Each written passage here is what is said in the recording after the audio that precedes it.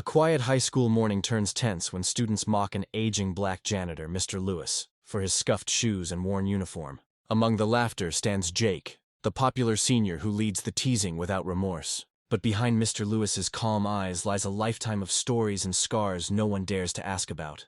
The scene sets the tone. Cruelty can sound harmless until silence makes it echo louder. The first bell hadn't even rung when the laughter began. Lockers clanged open, sneakers squeaked against the polished hallway floor, and a wave of teenage chatter filled the air. Mr. Lewis, the janitor, moved quietly through the noise, his mop bucket rolling beside him, its squeaky wheel the only sound that seemed to belong to him.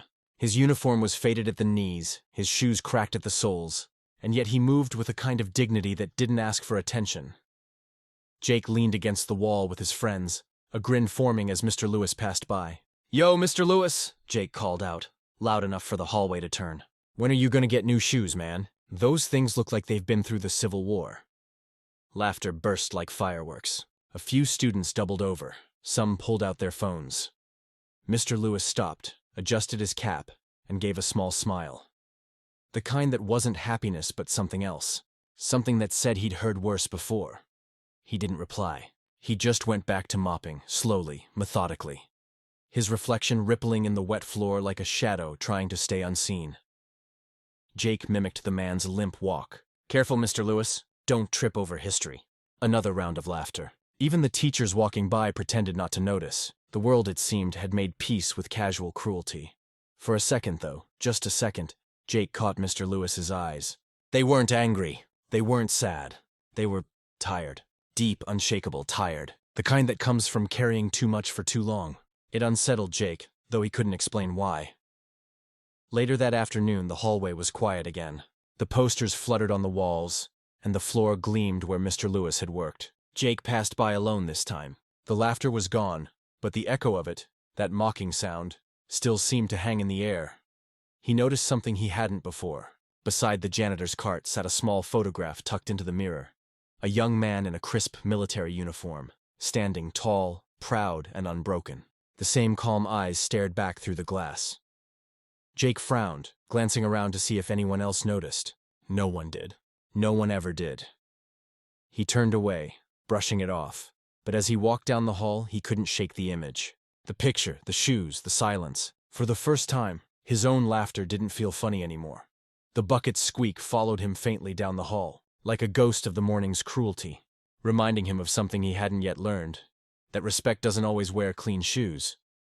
The hallways were empty now, the kind of quiet that made every sound feel heavier. Fluorescent lights hummed above, flickering in tired rhythm as Jake pushed a mop bucket down the corridor. His reflection wavered on the wet floor, pale and uneasy. He had never stayed this late at school before. The classrooms looked different after dark, stripped of laughter, trophies, and noise. Only Mr. Lewis moved with purpose, gliding his mop in slow practiced motions. The old man hummed something soft under his breath, a tune that felt older than the building itself. Jake worked silently beside him, sweat gathering on his brow. Every now and then, he'd glance at the man's shoes, the same battered pair he'd mocked. But tonight, under the dull light, they looked different. Not old, just worn by years that meant something. "Water spills faster if you rush," Mr. Lewis said gently without looking up. Jake blinked, realizing he'd sloshed half the bucket onto the floor. "Sorry," he muttered. Mr. Lewis gave a small nod. "No need to be. Mistakes teach quicker than scolding." The silence returned, but it wasn't uncomfortable this time. Jake found himself watching the man's hands, thick, calloused, scarred in small places. Each movement was careful, deliberate, like he was fixing something invisible with every sweep. After a while, Jake spoke. "Do you ever get tired of this? Cleaning up after everyone?" Mr. Lewis chuckled softly, the sound echoing off the lockers. "Son, I've done harder work for less thanks. A mess is a mess, but dirt's honest. You clean it, it's gone. People? That's different." Jake didn't know how to answer. He just nodded and kept scrubbing. Somewhere in the distance, thunder rolled outside.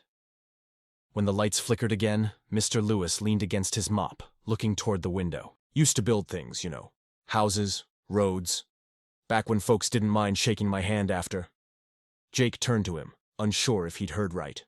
"What happened?" Mr. Lewis smiled faintly, eyes distant. "Life, layoffs, a few closed doors. Some stay closed longer than others." The man's voice trailed off. For a moment, the only sound was the drip of rain against glass. Jake felt something shift inside him. Guilt, curiosity, maybe both. He'd never thought about what people carried behind their uniforms. When the clock finally struck 9, Mr. Lewis packed up his cart and turned to leave. "You did good tonight," he said simply. "Not everyone sticks around to finish what they start." Jake hesitated before replying. "See you tomorrow, Mr. Lewis."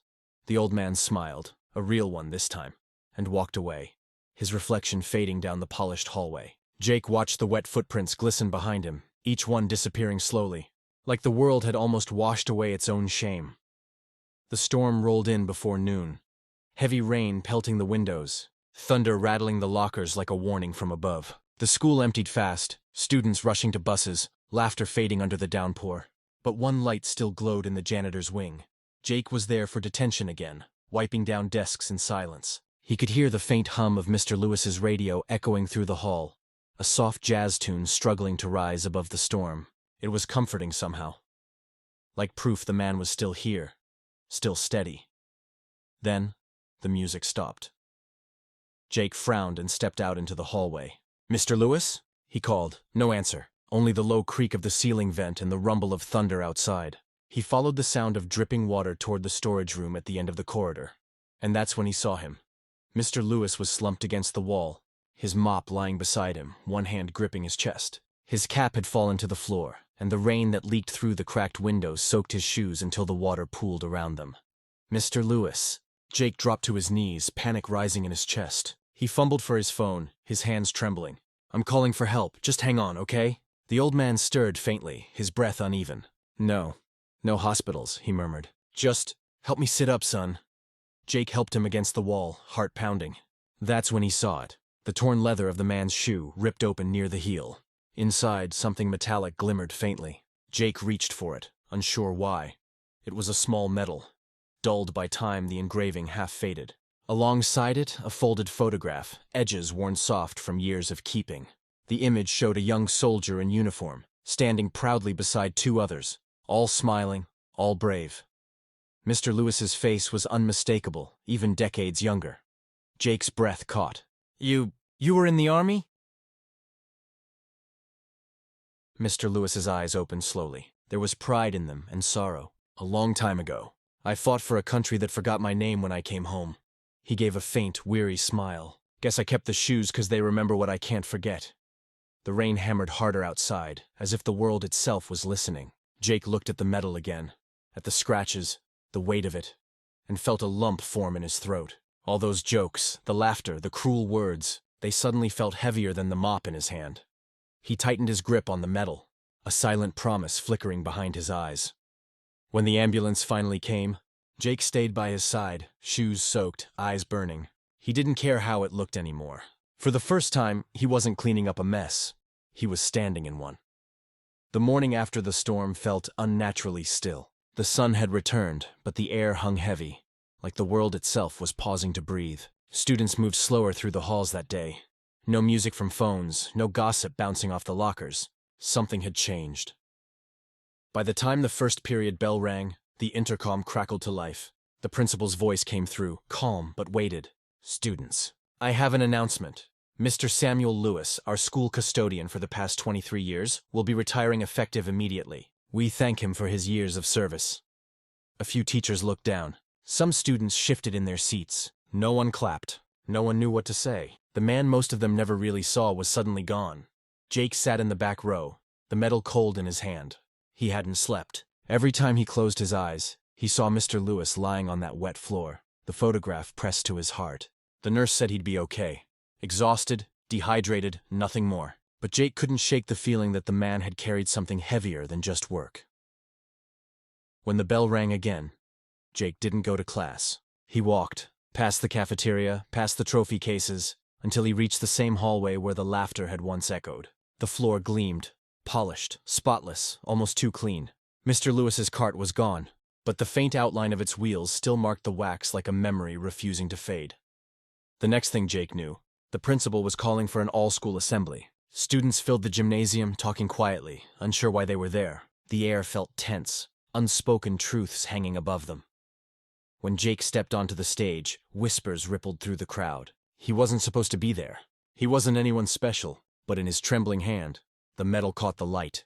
He cleared his throat. "I used to laugh at Mr. Lewis," he began, voice barely steady. "We all did. His shoes, his clothes, everything we thought made him less. But yesterday I found out who he really is. This medal," he lifted it slightly, "was his. He earned it serving this country, while people like me were busy pretending we were better."